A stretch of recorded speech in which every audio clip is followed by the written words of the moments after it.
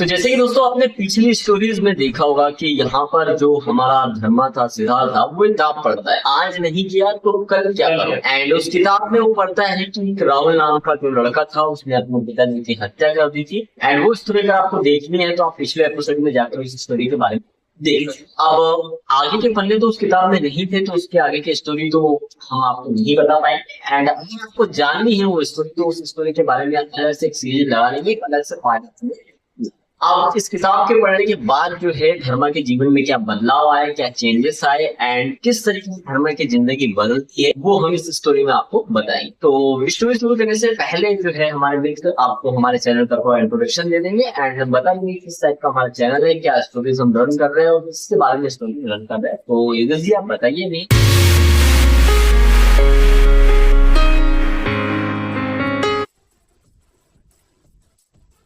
तो दोस्तों स्वागत है आपका हमारे नो ब्रेक स्टोरी में, जिसमें हमने सीजन फर्स्ट में एपिसोड फर्स्ट और सेकंड जो शूट किया था और आपने देखा हो कि वो काफी इंटरेस्टिंग था और लोगों ने बहुत प्यार भी किया। और सेकंड स्टोरी हमने कंप्लीट कर ली थी और कई लोगों के कमेंट्स भी आए और उन्होंने जो सवाल पूछे थे उसके आंसर भी हमने, तो इसी स्टोरी को जो है हम आगे बढ़ाते हुए थर्ड एपिसोड शूट कर रहे हैं और जो कि हम देखेंगे कि धर्मेंद्र जी जो है इसके बारे में और भी आपको जानकारी देंगे, बताएंगे इस वीडियो में। और इस वीडियो के अंत तक आपको बने रहना है और जो भी आपके सवाल है वो आप हमसे कमेंट सेक्शन में बिल्कुल पूछ सकते हैं। और इस शो के दो ही होस्ट हैं, धर्मेंद्र और युगल। तो चलिए बिना देरी के इस शो को हम शुरू करते हैं। धर्मेंद्र जी आज हम सीजन फर्स्ट और एपिसोड थर्ड में क्या इसके बारे में चर्चा करने वाले हैं, इस स्टोरी में हम क्या जानने वाले हैं? इस स्टोरी में हम ये देखेंगे कि धर्मा का जीवन कैसे बदल गया, क्योंकि जब वो किताब पढ़ता है तो उसके अंदर बहुत सारे विचार भी ऐसे आते हैं जो बच्चे के मन में आना बहुत मुश्किल। ठीक है, तो वो विचार हम जानेंगे और ये भी जानेंगे कि क्या सचमुच धर्मा के जीवन में ऐसा कुछ होता है जिसकी वजह से वो एक नीचे स्तर से एक ऊंचे स्तर तक स्टोरी शुरू करें, या फिर हम कुछ बोले उससे पहले शायरी हो जाए तो कुछ अच्छा हो जाएगा।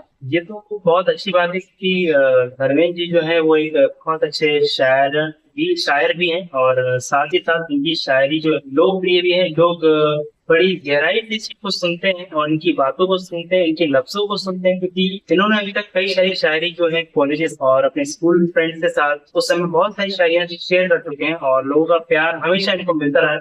तो ऐसी कौन सी शायरी जो है आप धर्मा की स्टोरी में हमारे ऑडियंस को सुनाने वाले हैं जो कि उनके ज्यादा उनको प्रेरित करे और उनको बहुत ही अच्छा लगे? देखिए, इस स्टोरी में जब हम बात करते हैं कि धर्मा के जीवन में क्या चेंजेस आए, या फिर हम ये सोचते हैं कि जब धर्मा बहुत ज्यादा परेशान हो जाता है या कोई व्यक्ति भी अपने जीवन में जब बहुत ज्यादा परेशान हो जाता है, वो सोचता है कि मेरे जीवन में जब कुछ भी नहीं और मैं कुछ नहीं कर सकता हूँ, वो लिखी थी मैंने कि टूटे मन से तो कंकड़ भी पहाड़ टूटे मन से तो कंकड़ भी पहाड़ लगते और यदि हो हौसला बुलंद तो आसमान भी पास।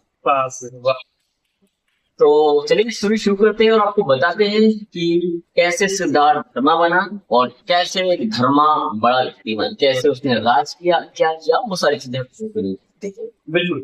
चलिए, तो जैसे कि धर्मा किताब पढ़ता है, रात हो जाती है, धर्मा सो जाता है एंड कहीं ना कहीं सुबह होती है स्कूल जाते क्या होता है कि धर्मा के पीछे रोड पर चलते अक्सर तो हम देखते हैं कि हमारे पीछे कोई ना कोई रोड पड़ जाता है, ऐसा अक्सर होता है। एंड कहीं ना कहीं धर्मा के साथ भी या सिद्धार्थ के साथ भी हो रहा। तो सिद्धार्थ क्या होता है, उस कुत्ते से बचने के लिए भागता है एंड जब वो भागता है तो उसका पैर जो है सरिया में जाके घुस जाता है एंड कहीं ना कहीं जो धर्मा के जूते होता है जिस चीज होता है जो धर्मा के पैर में सामान घुस जाता है। अब वो दर्द से बहुत ज्यादा करारता है, लेकिन उसको स्कूल पहुंचना भी बहुत जरूरी है। कहीं ना कहीं धर्मा सोचता है कि यार भाई स्कूल पहुंचना भी जरूरी है, जूते का स्कूल भी निकल चुका था, उसने सोचता है कि यार मेरे पास टाइम मैं अपनी जूते मांग लेता हूँ तो कहीं ना कहीं मेरी जूते भी सही रहेगी और मैं स्कूल पहुंच जाऊँ। काफी कुछ नहीं किया, जूते में टाई बांध रहा है, पैर भी नहीं बांध रहा है, वो घाव पैर में लगा, लेकिन जो धर्मा का स्कूल था वो बहुत ज्यादा। तो जैसे कि हमारा सिद्धार्थ है, अब स्कूल से भाग जाता है एंड वो अपने घर पहुंचता है। घर इतनी जल्दी जब लड़का आता है तो उसके पिताजी बोलते हैं कि सिद्धार्थ तुम इतनी जल्दी स्कूल से क्यों आ गए।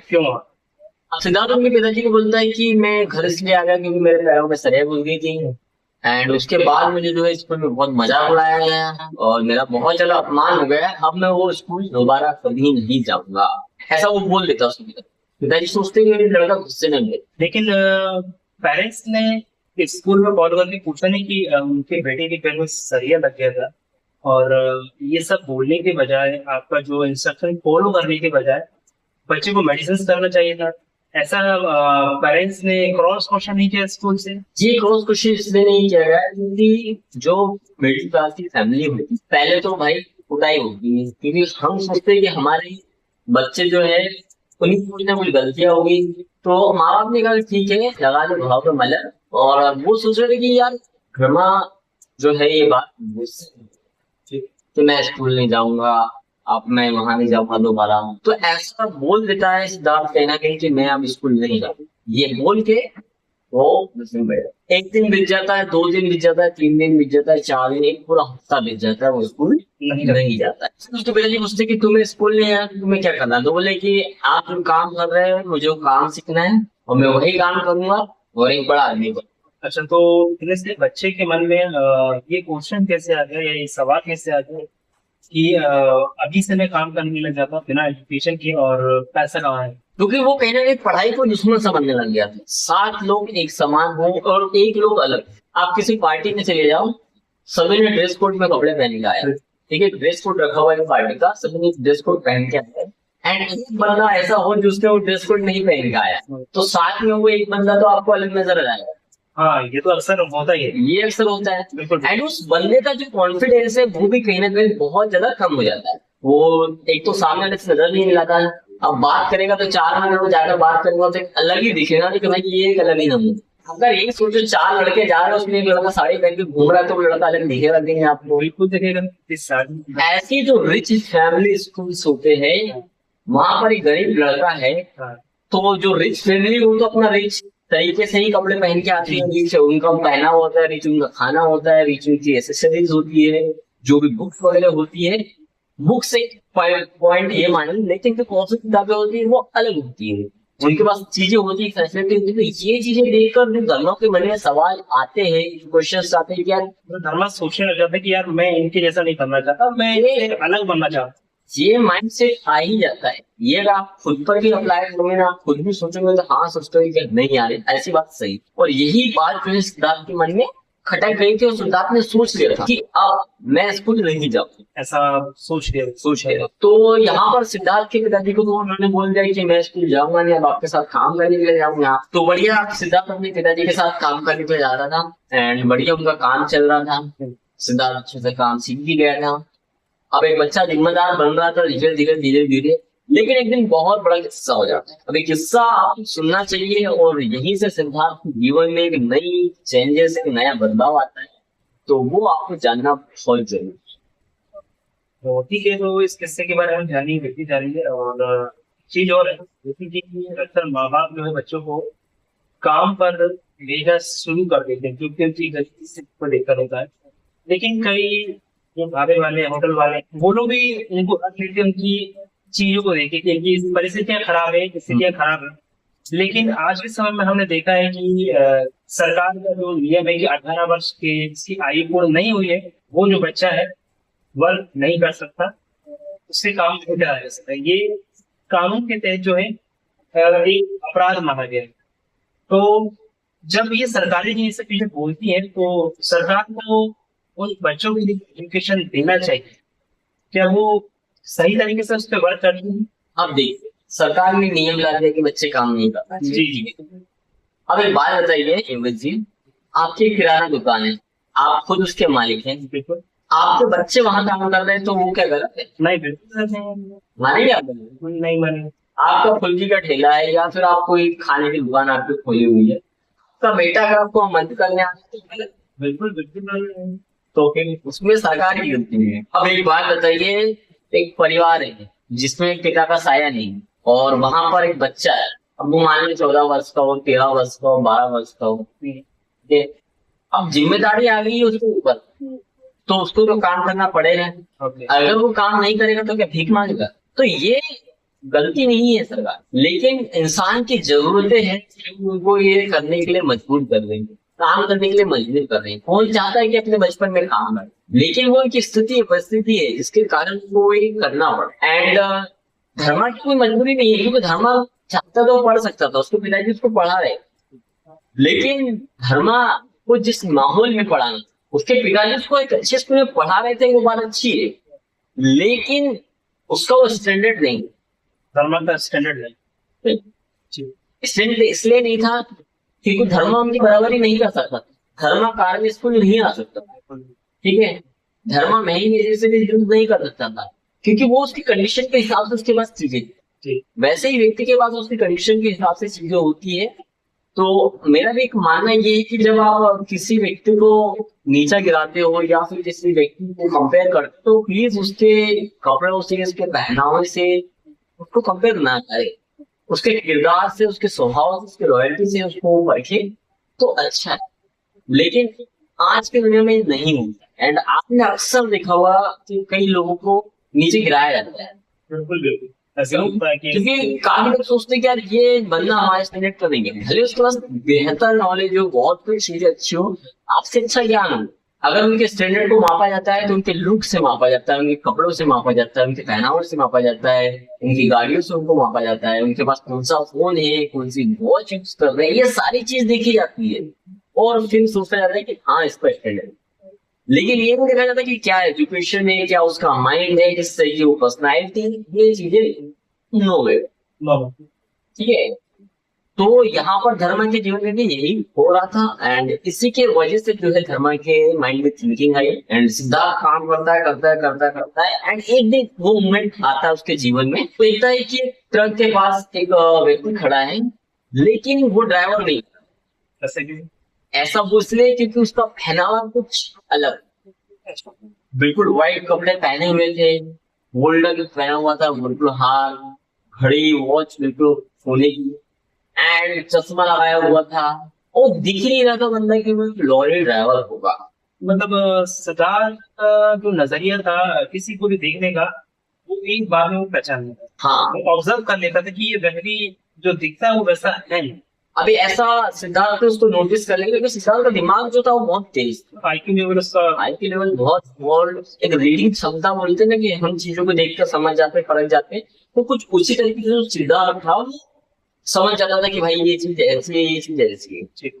तो यहाँ पर सिद्धार्थ देखता है कि ये बहुत रईस आदमी है, उसको देख के उसके मन में कुछ अलग सी भावना पैदा हो जाती है कि वाह क्या आदमी है। लेकिन कुछ मूवमेंट के बाद फिर सिद्धार्थ का ध्यान भी हो जाता है, और सिद्धार्थ देखता है कि कुछ 4 लोग तरफ खड़े हुए हैं और वो जो है उस व्यक्ति को देखे जा रहे हैं, मतलब सिद्धार्थ ऑब्जर्व कर लेता है। ऑब्जर्व कर लेता है, एंड फिर उसकी नजर इस तरफ भी जाती है, तो वहां पर भी कुछ 2-4 लोग रहते हैं और वो भी जिसको देख रहे हैं उस व्यक्ति को देख रहे हैं।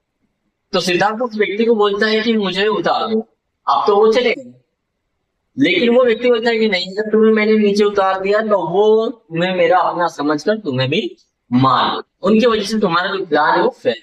इसमें मेरा प्रश्न ये है कि जब वो लॉरी में लेके उसे चले जाता सिद्धार्थ को, तो उसके पिता उसका पीछा नहीं करते हैं या फिर ऐसी कोई कंप्लेन नहीं करते कि कोई व्यक्ति उनके बच्चे को किडनैप करके ले गया हो और उसका पता लगाने में उसकी मदद करें। पिताजी को तो पता ही नहीं चलता है कि उसको बच्चा गायब हो गया वहां से। लेकिन एक चिंता तो होती है ना कि बच्चा जब काम पे गया हुआ घर नहीं आया, सारी चीजें कहीं ना कहीं अगले दिन पुलिस स्टेशन में कंप्लेन ये तो गाड़ी के साथ उसके पिताजी उसके साथ, लेकिन पिताजी गोदाम में गए हुए, एंड वहां से वो जब तक बाहर निकले, क्योंकि इसको लॉरी संभालने के लिए रखा था वहां की, कोई गाड़ी में कुछ करे ना, तो उसके पिताजी तो अंदर, उसके पिताजी को भी पता भी नहीं चला कि मेरा सिद्धार्थ तो गायब हो गया है।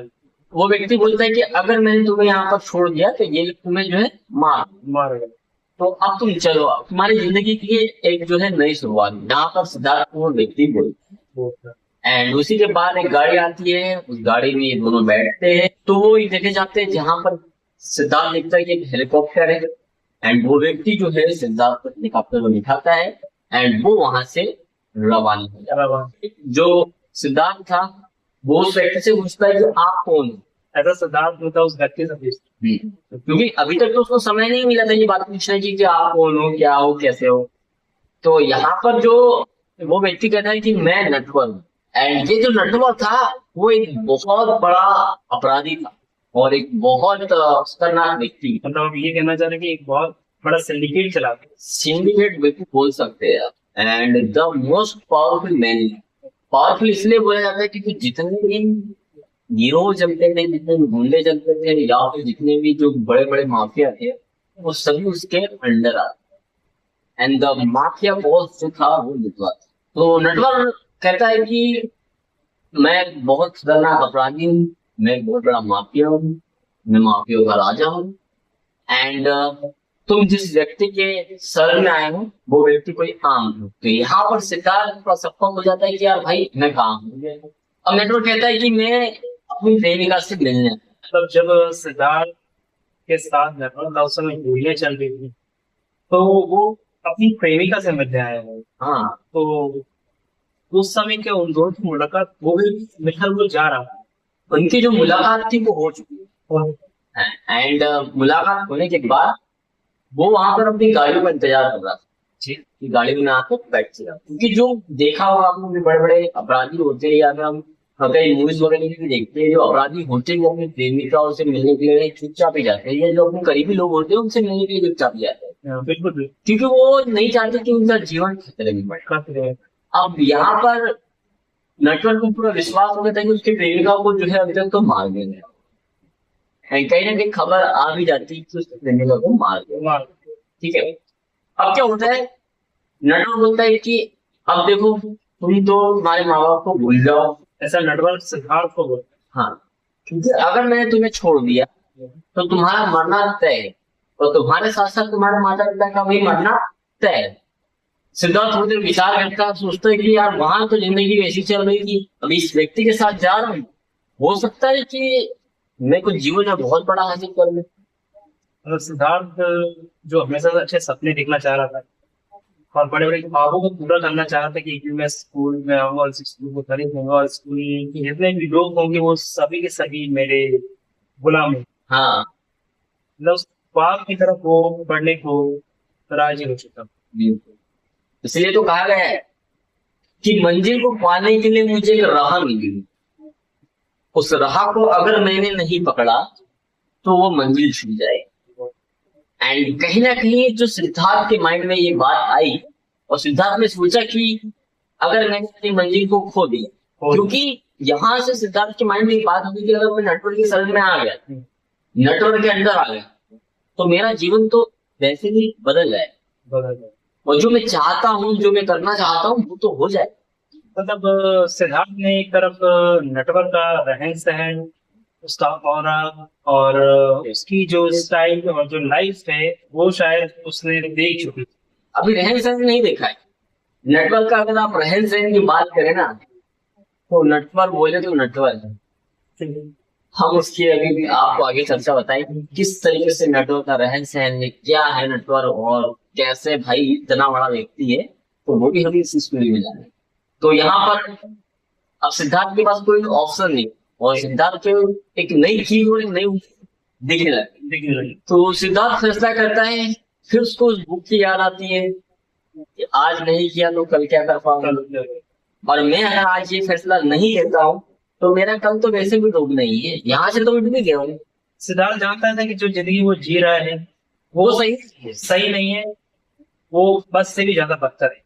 हाँ, और वो जो बुक में लिखा गया कि आज नहीं किया तो कल क्या करोगे। हाँ, वो कल के लिए आज को बेहतर बनाने में लगा हुआ। हाँ, और यही सिद्धार्थ के मन में ये विचार आया कि मैं अब नटवर के साथ ही रहूंगा, ये जैसे रखे, जिस रूप में रखे, जो करना चाहे वैसा कर सकता है। तो इस पर सिद्धार्थ कहता है कि ये प्राण मैंने तुमको अब दे दिए, जो करना है वो तुम कर सकते। एंड नटवर भी उसकी ये बातों से खुश हुआ, क्योंकि नटवर हमेशा एक ऐसे व्यक्ति की तलाश में था उसमें कुछ अलग बात, मतलब नटवर पे ऐसे व्यक्ति पे ज्यादा भरोसा था। हाँ। एंड एक बात बता दूं कि जीवन में जो भी व्यक्ति बड़े स्थान पर पहुंचा है, या हम बहुत अमीर व्यक्ति भी देखते हैं, तो उनके पास लॉयल बंदे हुए। हाँ ये तो है, लॉयल बंदे तो हर एक बड़ी बड़ी बात में लोग रहते हैं उनके पास। देखिए एक व्यक्ति उनके पास ऐसा होता ही है जो उनके सब कुछ होता है, और वो अगर व्यक्ति मिस हो जाए तो उनको बहुत सारा नुकसान होता है, क्योंकि भरोसा वो चीज है जो धीरे धीरे बनता है, एंड हर किसी पर हम भरोसा नहीं कर सकते। जी जी। तो यहाँ पर नटवर को लगा कि नहीं, इस लड़के में कुछ खास बात है, एंड इस लड़के को मैं राजा बनाऊंगा, इधर राजा। अब यहाँ पर प्रेमिका चली गई नटवर जी की, नटवर जी का कोई है नहीं, ठीक है, और वो अकेला व्यक्ति करेगा। ठीक। लेकिन उसको सिद्धार्थ एक ऐसा लड़का मिला है जो उसके जीवन में एक नई उम्मीद ला रहा है, नया उजाला ला रहा है, और सोच रहा है कि नहीं यार, अगर मैं सिद्धार्थ पर भरोसा करूं, सिद्धार्थ का जीवन बदलूं, तो कहीं ना कहीं मैं दूसरा नेटवर्क खड़ा कर सकूं। अब सिद्धार्थ जैसे ही हेलीकॉप्टर के बगल में देखता है तो उसको एक बहुत बड़ा महल नजर आता है, पूरे सफेद कलर से वो महल बना हुआ है एंड पूरा व्हाइट। और हम ये सोच लें कि बहुत बड़ा महल, इतना बड़ा कह सकते हैं 30,000 फीट में वो महल फैला हुआ है। ये जगह क्या है? तो सिद्धार्थ को नेटवर्क बताता है कि ये तुम्हारा घर है और अब से तुम यही रहो, घर में रहो, इस महल में रहो। हाँ। लेकिन अगर बात करें कि माँ बाप के, माँ बाप परेशान हो रहे हैं, जब पुलिस में जा रहे हैं, कंप्लेंट लिखा रहे हैं, वो सारी चीजें हुई, नेटवर्क के मन में विचार आता है कि धर्मा भी कमजोर है एंड धर्मा को तैयार करना और धर्मा को इख्तियार बनाना बहुत जरूरी है।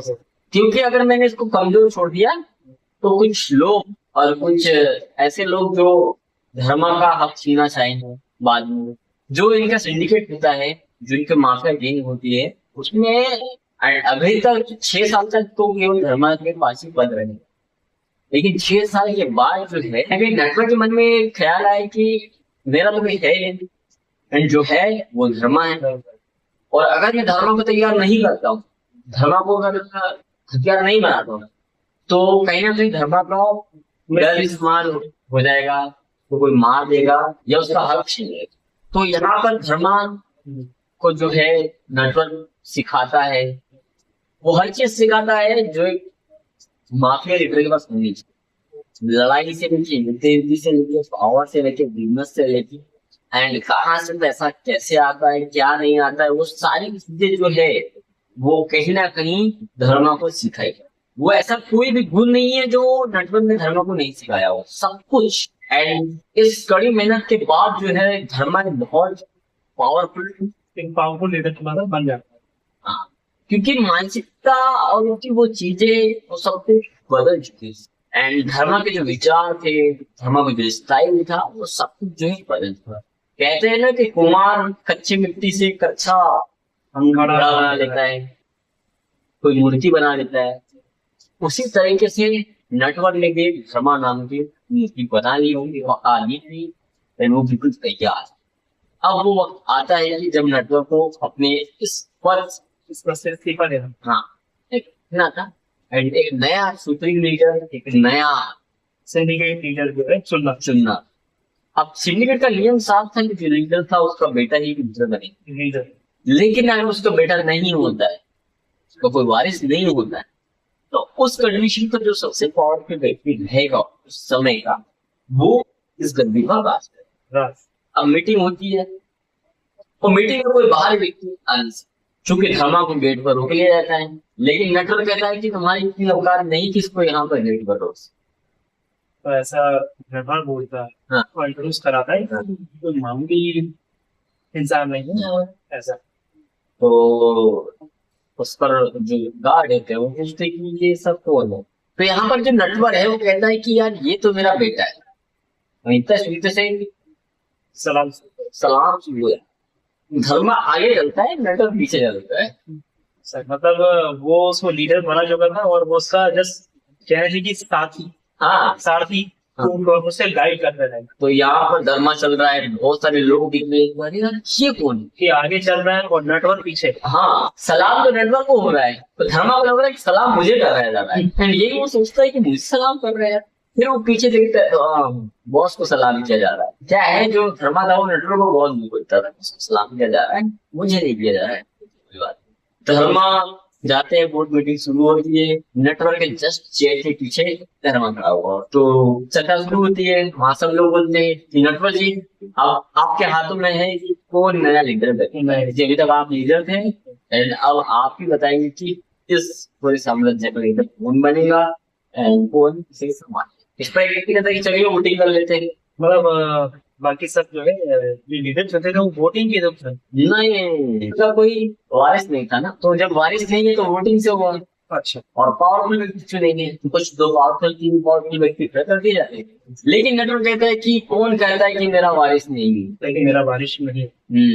ये जो दीवार मेरे पीछे खड़ा है यही मेरा वारिस, मेरा वारिस है। ये नेटवर्क कहता है। और ये जैसे ही सुनता है धर्मा उसका सीना छोड़ा होता है। मैं हाँ आ गया। और अगर किसी को नेटवर्क कहते हैं कि अगर किसी को शिकायत है तो वो खड़े हो जाओ, इतना बोल देता है। अब कई लोग सोचते हैं कि अगर खड़े हुए तो मरना पड़ेगा भाई। मतलब सिंडिकेट में जो है डर रहता था कि नेटवर्क बहुत डर था, किसी को कुछ बोल दिया हाँ तो ये मुझे मरवा देगा सिंडिकेट से बात। नेटवर्क का इतना बुरा डर था कि मैं आपको बता नहीं सकता। नेटवर्क वहां पहुंचा है ना कभी मेहनत से, और उसका जो खौफ है ना बहुत ज्यादा। तो यहाँ पर क्या होता है, कोई खड़ा नहीं और नेटवर्क खड़ा होता अपनी सीट से और धर्मा को देखता है। लेकिन एक व्यक्ति था, क्योंकि प्रबल दावेदार जो था वो था, मतलब उसको लग रहा था कि अब नेटवर्क राग को जो है रिटायर होने वाला है पद से, तो बेशक वो मुझे ही अब अगला लीडर बनाएंगे। क्योंकि सबसे बड़ा जो दावेदार था उस चीज का, अगर नेटवर्क की बात पावरफुल बात करे तो वही नहीं खड़ा हो जाता है। तो धर्मा तो सीट पर बैठा हुआ था। धर्मा 2 बार पूछता क्या तुम्हें लीडर बनना है, मतलब जो खड़ा हुआ तो बोलता है कि तुम्हारी इतनी औकात नहीं कि तुम मुझसे बात करो। तो जो व्यक्ति खड़ा था वो धर्मा बोलता है तुम्हारी इतनी औकात नहीं कि तुम मुझसे बात करो। तो नेटवर्क बोलता है कि किसकी औकात है तुमसे बात करे, मेरी, मैंने इसे चुना है बोले लीडर, और यही लीडर होगा बोले, और यही मेरा वारिस है। किसी को आपत्ति है तो बताओ, बोलता मुझे आपत्ति। और इतना वो बोलता है मुझे आपत्ति है, इतने में धर्मा अपनी गन निकालता और सीधा उसके सर पे मार, मतलब डायरेक्ट मतलब no question no answer, direct फैसला। और जैसे ही कर देता है किसी की एस्टिमेट वो नहीं होती। एक होता है कि जब किसी अपने ग्रुप के मेंबर को, सिंडिकेट मेंबर को मार दिया जाता है तो कई लोग ऑब्जेक्शन उठाते हैं। तो वो सामने ऑब्जेक्शन नहीं उठा रहे हैं, लेकिन पीछे तो इसके लिए ऑब्जेक्शन या एक गुटबाजी तो कर रहे होंगे या षड्यंत्र टाइप का कुछ रच रहे होंगे। देखिए एक चीज होती है, जो सिंडिकेट होते हैं, जो मॉन्टियर्स होते हैं, उसमें एक चीज होती है कि जो इंसान आपको लाता है, जो आपको ग्रो करवाता है, जिसके बूते पर आप बने और जिसके दम पर आप चलते हो, उसके खिलाफ आप कभी नहीं जाते। और नेटवर्क वो व्यक्ति था जिसने चुन चुन के लोग खड़ा किया, चुन चुन के लोगों को लाया और चुन चुन के लोगों को इतना बड़ा बनाया। धर्मा जो है हमारा, वो देखता है कि यार सिद्धार्थ का घर, यहाँ पर जो हमारा धर्मा है वो देखता है कि यार गौरव का महल तो आ गया है, तो सोचता है ये इसका महल है। ऐसे तो मेरे महल में 100 महल तो आए थे। मतलब धर्मा के पास इतना पैसा था कि वो जो चाहे वो प्रॉपर्टी खरीद सकता। धर्मा के पास इतना पैसा था और नेटवर्क कर दिया इतना बड़ा महल जो है। चलो मिल लिया जाता है इनसे, वो जाता है मिलने से, देखता है दीवार पर एक बहुत बड़ी तस्वीर लगी एंड उस तस्वीर में जो व्यक्ति था वो सोचते कि इसको तो मैंने नहीं देखा है। तो वो तस्वीर को देखकर शॉक हो, शॉक में वो विचार करता है कि नहीं इस व्यक्ति को उसको याद नहीं आ रहा था कि इस व्यक्ति को मैंने कहाँ देखा। सोचता है कि हाँ देखा हुआ इसे तो मिलता हूँ। तो धर्मा बोलता है कि जाओ अपने मालिक को बुला के आओ, मैं कोई स्कूल खरीदना है। तो उधर से गौरव आता है ऊपर से, कौन है वो जो मेरा स्कूल खरीदना चाहता है। अब धर्मा उसको देखता है, बच्चा बड़ा हो गया पर अक्ल नहीं आई, ये उसके मन में विचार आता है। तो वो बोलता है कि मुझे खरीदना है, तुम कौन हो? तो यहाँ पर धर्मा बोलता है कि ये बताना जरूरी नहीं कि मैं कौन हूँ, मैं तो बस तुम्हारा स्कूल खरीदना चाहता हूँ। तो गौरव कहता है मैं बेचना नहीं चाहता। बेचने से जो है वो साफ इनकार कर देता है, नहीं वहीं खड़े रह के बात करूंगी, नीचे भी आऊंगे। मतलब बिल्कुल कॉन्फिडेंस के साथ वो धर्मा जो है सिद्धार्थ गौरव को बोलता है कि नीचे आएगा। तो गौरव बोलता है कि मेरे पास एरर के लोगों के लिए टाइम नहीं है और मेरा समय बर्बाद मत कर। तो यहाँ पर गौरव धर्मा बोलता है कितने में बेचोगे मास में? 10 करोड़। वो भी उस समय वो बता देता है, हाँ पूछता हूँ 10 करोड़। तो गौरव बोलता नहीं बेचना। 20 करोड़, 30 करोड़ नहीं बेचता। 40 करोड़ नहीं बेचता। 100 करोड़। ऐसे स्कूल के लिए इसकी कीमत मुश्किल से 1 करोड़ हो गई, 1 या 2 करोड़ ज्यादा हो सकती थी उस समय थी। तो हम मान लेंगे 20 करोड़, 100 करोड़ बोल दिया। फिर बोलता है 500 करोड़ दिए, उस स्कूल के हाँ जिस स्कूल में वो पढ़ा लिखा और जहाँ उसकी बेइज्जती की गई, क्या वो मतलब वो दिखाना चाहता था कि कह रहे कि यार जो मैंने बोला था वो आज सच कर गया। जिसने 500 करोड़ बोला ना, हम्म। उसके मन में क्या है कि यार तो क्या है ऐसा चीज, 500 करोड़ मांग रहा भाई बनता, 500 करोड़ में स्कूल कर दे रहा है। तो फिर गौरव वहां से बोलते हैं तुम मजाक तो नहीं कर रहे हो? मैं तुमसे मजाक नहीं करता भाई, जो बोल दिया तो बोल, फिर वो नीचे आ। अब इतनी देर से जो धर्मा के मन में बात खटक रही थी कि तस्वीर किसकी है, पूछी जाए पूछी जाए पूछी जाए, चलो पूछ ही लेते। तो यहाँ पे धर्मा से पूछता है कि ये जो शख्स तस्वीरों में दिख रहे हैं ये कौन, मुझे क्यों लगता है कि मैंने इन्हें कभी देखा है। तो गौरव बोलते हैं कि ये मेरे पिताजी है। तो दिख तो जवान रहा है मुझे, जवान तो थे ही, बोले जवानी नहीं मरे हो तो कैसे मरे हो, एक आदमी ने उन्हें मारा है, और जिस दिन मैं उसे मारूंगा बोले उस दिन मैं ये जो अपने पिताजी की तस्वीर है उस पर हाथ चढ़ाऊंगा।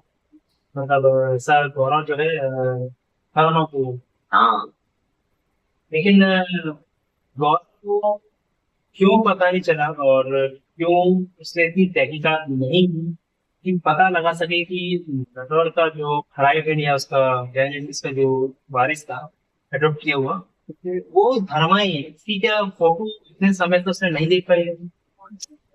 देखिए, जो बड़े माफिया होते हैं या जो बहुत बड़े लोग होते हैं वो अपनी आइडेंटिटी हाइड कर देते हैं। कई ऐसे आपने मिलियनर्स देखेंगे, मिलियनर देखेंगे, वो अपनी आइडेंटिटी हाइड कर देते बिल्कुल बिल्कुल बिल्कुल। हैं। हाइड इसलिए किया जाता है कि ताकि ज्यादा पब्लिक उन्हें परेशान ना करे, उनकी जो सिक्योरिटी रहती है वो भी ज्यादा हो जाती है उससे। क्योंकि जब लोगों को पता ही नहीं कि ये वो व्यक्ति है तो फिर उसमें हमला होना है। हमले की चांसेस ज्यादा बढ़ जाते तो ये सारी चीजें ध्यान में रख के ही चीजें की जाए। एंड गौरव की इतनी औकात नहीं थी कि वो उसके पिताजी के कातिल का पता लगा, क्योंकि वो जो घटना हुई थी हैं। रूम में हुई थी, वो उस रूम के बाहर नहीं ले गए। मतलब वो कहानी वहीं तक सीमित रहे और किसी को पता तक नहीं ये एक तो जरूर पता, उस व्यक्ति के बारे में आगे चर्चा होगी, लगी। लेकिन जहां पर गौरव को बस ये भर पता था कि उसको मारने वाला कोई धर्म है। कोई धर्म। तो गौरव कहता है कि मैं अपने पिताजी के कातिल को मारूंगा बोले। फिर जरा धर्मा के माइंड में बात चलती, क्या इसका पिताजी को ही क्यों देख रहा है? तो तुम्हारे पिताजी की मृत्यु कैसे हुई? फिर धर्मा नाम का व्यक्ति था वो जिसने मेरे पिताजी को मारा। मतलब धर्मा को पता चल जाता है कि यही उसका बाप तो है, ये उसका बेटा। हाँ, फिर धर्मा का दिमाग चलता है कि अच्छा ये वही है जिसको मैंने गोली मारी। तो धर्मा बोलता है तुम्हें पता है धर्मा बोले? हाँ मुझे पता है, बोले धर्मा कौन? सुपरिटेंडेंट ने बोले तुमने कभी धर्मा को देखा? सब बोलते हैं उसको। गौरव गौरव बोलता है नहीं, मैंने आज तक धर्मा को देखा, लेकिन बोल जिस दिन वो मिल गया, ऐसा बोलता है पीछे से गन निकाल कर सामने, वो बोलता है फिर जिस दिन वो मिल गया इसी गन से उसको मारा, और इस गन में एक ही गोली है, वो सिर्फ धर्मा के। वो भी सिर्फ धर्मा की, और एक ही गोली में उस धर्मा के सीने में उतारा। मतलब इतना प्रतिशोध था गौरव को पिता के लिए कि वो धर्मा की जान ले गए। हाँ, तो यहाँ पर जो है धर्मा देखते है कि तुम्हारी इतनी औकात है कि तुम धर्मा के सीने में गोली उतार दो। ये जब बोलता है धर्मा तो एक पल के लिए वहां शांति हो जाएगा, गौरव तुम चुप हो जाता, ये व्यक्ति से कैसे बोल सकता? तो गौरव पूछता है कि तुम मिले हो धर्मा से? हाँ मैं तो रोज ही मिलता हूँ धर्मा से। गौरव बोलता है कि फिर मैं कितनी भी दौलत दे दूंगा, बस तुम मुझे एक बार धर्मा के शक्ल दिखा दो या धर्मा से मिला दो। तो यहाँ पर धर्मा गौरव को बोलता है, धर्मा कहता है कि तुम्हारी इतनी औकात नहीं है कि तुम धर्मा से मिल पाओ या धर्मा की तस्वीर नहीं। फिर भी गौरव बोलता है कि भले तुम मुझे उसकी तस्वीर नहीं दिखा रहे हो, लेकिन एक मैं धर्मा को मारूंगा। चल मतलब ये पूरे कॉन्फिडेंट था और समझ में कि अपने बाप का उसको बदला लेना ही है तरफ से। तो जैसे ही ये बात धर्मा सुनता है, धर्मा बोलता है सचमुच तुम मारना चाहते हो? गौरव बोलता है हाँ। सचमुच तुम मारना चाहते हो? गौरव बोलता है हाँ। उठाता है वो गन धर्मा धर्मा और सीधा गौरव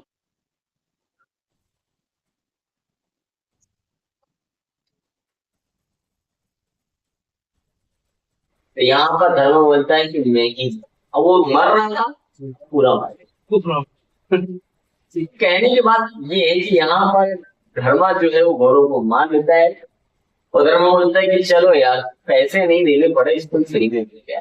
अच्छा। तो हम यहाँ पर स्टोरी यहीं पर रोक देते हैं, हाँ क्योंकि मेरे ख्याल से इसके बहुत ज्यादा हम अगर बताएंगे तो हमारे ऑडियंस भी बोर हो जाएंगे। तो इसका जो नेक्स्ट पार्ट है, इस नेक्स्ट पार्ट में हम धर्मा की लव स्टोरी के बारे में जानेंगे, उनके माँ बाप से किस तरीके से मिले, क्या उनके माँ बाप से मिलने के बाद उनके जीवन में क्या हुआ, एंड किस तरीके से धर्मा का इस एम्पायर का एंड हुआ, क्यों उनके इतिहास से करने गया गया, उनके बारे में क्यों इस फिल्म चर्चा नहीं हुई, वो सारी चीजें हम अगली स्टोरीज में जाएंगे। ठीक, मतलब अगले एपिसोड में उस बात। तो हम यहाँ पर समाप्त करते हैं।